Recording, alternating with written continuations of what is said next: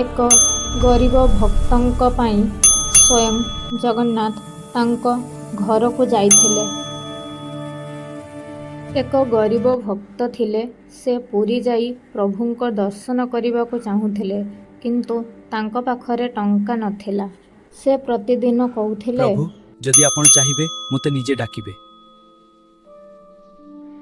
ସେହି ରାତିରେ ସେ ସ୍ୱପ୍ନ ଦେଖିଲେ ଜଗନ୍ନାଥ ହସି କହୁଛନ୍ତି, ତୁମେ ଆସିବା କାହିଁକି? ମୁଁ ନିଜେ ତୁମ ପାଖକୁ ଯିବି। ପରଦିନ ସକାଳେ ଗାଁ ଲୋକ ଆଶ୍ଚର୍ଯ୍ୟ ହେଲେ। ତାଙ୍କ ଘର ଆଗରେ ଦିବ୍ୟ ରଥ ଛିଡ଼ା ହେଇଥିଲା।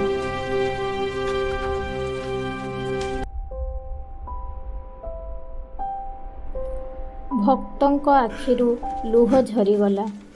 ସେ ବୁଝିଗଲେ ପ୍ରଭୁ ନିଜେ ଆସିଛନ୍ତି ତାଙ୍କୁ ଦେଖା କରିବାକୁ। ସତ୍ୟ ଭକ୍ତି ପାଇଁ ଧନ ନୁହେଁ, ହୃଦୟ ଦରକାର।